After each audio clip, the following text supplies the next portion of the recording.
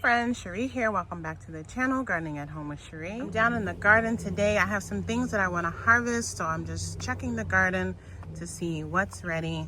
And then I also wanted to check on all my leafy greens to see how they handled our 4-day heat wave that we just had. All the time that I've lived here since the fall of 2019, we have had early waves of very hot weather in June and in May here in Minneapolis area. This year was no different. So last week we had 4 straight days where temperatures were in the 90s, well into the 90s. We had heat waves going here, heat warnings going. I did all I could to keep the garden hydrated,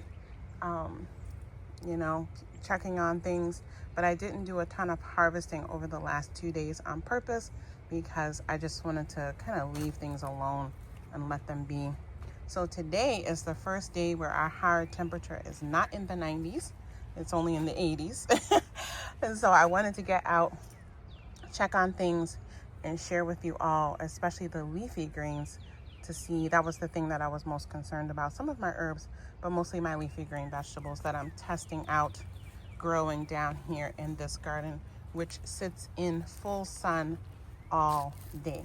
Most of my Swiss chard varieties did fine. Swiss chard definitely seems to hold up to the heat. I actually grow Swiss chard down in this garden. I have in all the years and have never had any issues with those. I'm growing lots of different varieties though, and so sometimes the heat stress and things bolting when they bolt, it can be, variety dependent. So I am checking all the varieties. For example, this is the peppermint variety. You can see here it has this like pink and white striped ribbing that looks like a peppermint stick. And then over here, here's another variety. Maybe this is peppermint stick again. Let me see. Yep, I did that one again over here. That's looking gorgeous. Callaloo that I left after my last harvest is looking fine, and I'm glad I left this because it looks like the aphids are coming, and I noticed in previous years of growing that when the aphids come, they love this callaloo best. And so I've been leaving some in the garden to grow and using it as a trap crop. So they can have this callaloo and they can leave my other leafy greens hopefully alone. I will be out here blasting everything with water as well. So we'll see how that goes. The red mustard green is completely unbothered by the heat. This green wave mustard green, that had already bolted and went to flower when the temperatures were in the 80s. And so this is just here, as I mentioned in my last video. I like to leave a plant to just flower. It'll drop its seeds, it'll emerge when the temperatures cool down in the fall, and then I'll have an instant bed of mustard greens again. All the kales pretty much look fantastic. I don't see any that seem to have, started to bolt or form flowers. Here's another variety. I mean, they all just look really gorgeous and healthy, but I'm gonna be getting my food. Gonna be harvesting a lot of this because I'm going to do my first liquid fertilization of the garden season, and I like to harvest before I put any kind of fertilizers. Even though I'm using compost tea, I like to get my food before I fertilize it, before I fertilize the garden. This here is a collard green variety. I have some leaf damage on it. I noticed that there were some insects on the back of the leaves. So I'm gonna inspect these, get that cleaned up. But it does, collards, they like the heat. So they actually grew a lot in the last 2 days. That Chijimi Sai tot soy that I harvested, I had it very densely sown, harvested most of it, left 3 plants. These have also just grown a lot.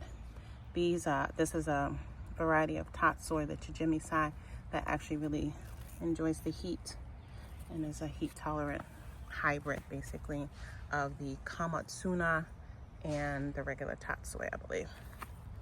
These here, this is a new variety of kale for me this year, the Sahara kale. The leaves look more like collard greens than kale. Really beautiful, and it actually also grew a lot in the last 2 days. Seems to love the heat, as the name would kind of imply. Some more Swiss chard. This is the rainbow mix. Again, Swiss chard does not fret in the heat too much. Another kale. I think this is the dinosaur kale. I'd have to dig in there for the tag, but again, isn't really fazed by the heat too much. Lettuce is also, you know, I don't have a lot of issues with them bolting in the heat. This is a new variety for me called Annapolis. I'm gonna thin that out and make a baby green and see if I can get a few like really large heads of this lettuce. It's beautiful though, absolutely gorgeous.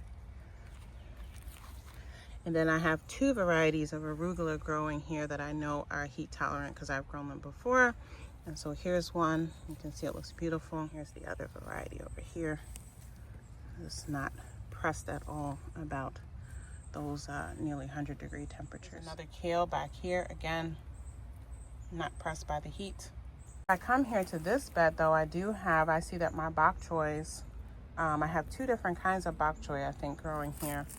And maybe it's one variety, I'll have to find the tag, but you can see here they started setting their flowers. So I'm actually going to harvest probably all of that and enjoy that before the leaves get bitter. But the other things in here, I have some radishes, I have some beets in here, and these all seem to be fine. Some more Swiss chard back there, growing in, different kinds of herbs.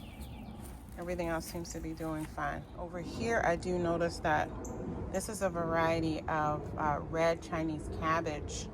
And it was looking great. I was really excited about it when I popped out here yesterday. But today I see that some of them are starting to get their little flower heads. So I'm probably gonna harvest everything that looks like it's sprouting a flower head that's bolting. And then I will just leave space for the other ones to get bigger, hopefully.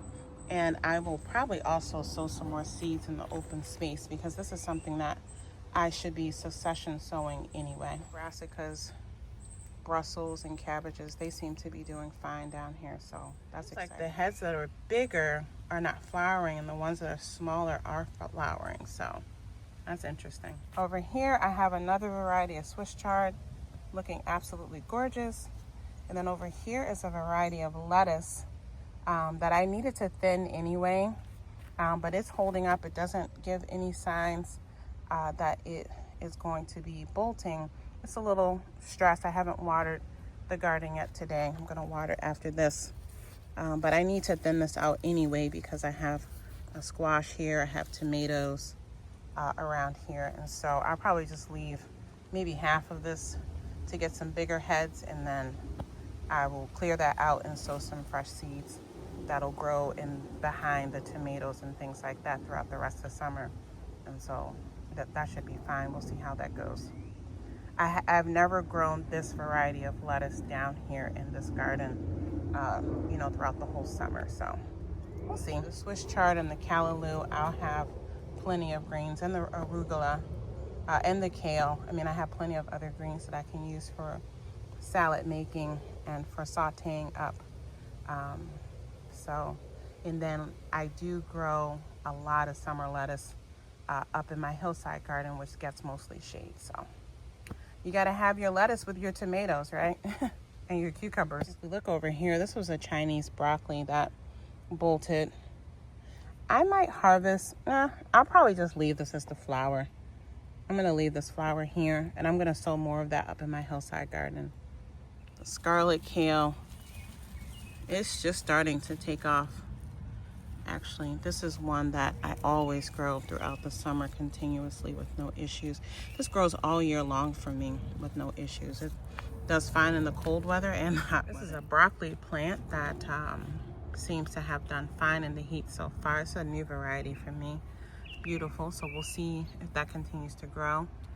And then over here, these are my blue collard greens, and again, they seem to be doing fine. This radish had already bolted when it was in the 80s. So again, I'm just leaving these flowers here for the pollinators.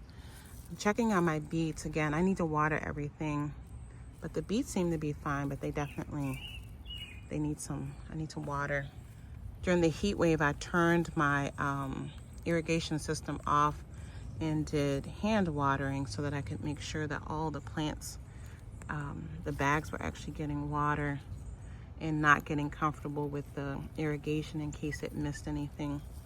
And so this is a variety of beet. There's some leaf damage on there, but doesn't look like it's bolting. It's a new variety for me this year. Again, beets. I think these are beets. No, this is a kale variety. Something's down here eating that up. But I'll get in there, trim that back, and let that keep growing. And then, yeah, we'll just do a scan. Here's another gorgeous, this is the Merlot lettuce. Look how beautiful that is. She does fine. Both of my spinach varieties bolted, and they are going to seed. I'll probably just leave those grow bags there, let those seeds fall, and see if they re-sprout. These are 2 new varieties from me this year. This is another second spinach, which the plant is looking worse for wear. But I'm gonna get the old leaves off that look crazy, and I'm just gonna leave the seed heads there, flower heads, and just, you know, see what they do.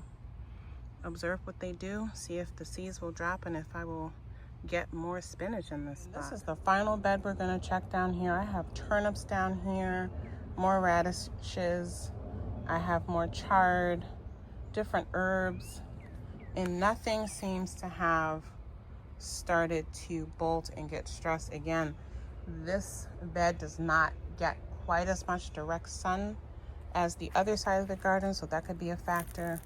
But irregardless, I'm glad to see that all of this food down here seems to be good. I'm gonna give everything a really good water, and yeah, I'll come back this evening to get my harvest in, because I have so much food to transplant still. I didn't transplant anything for those 4 days during the heat. I had transplanted some things a few days before, and so that's why I was down here also intentionally watering things. We're just gonna keep taking care of this garden so all this food can take care of us. Thank you guys for watching. I'll see you back here on the channel again with another garden update and or harvest very soon. Take care. Bye.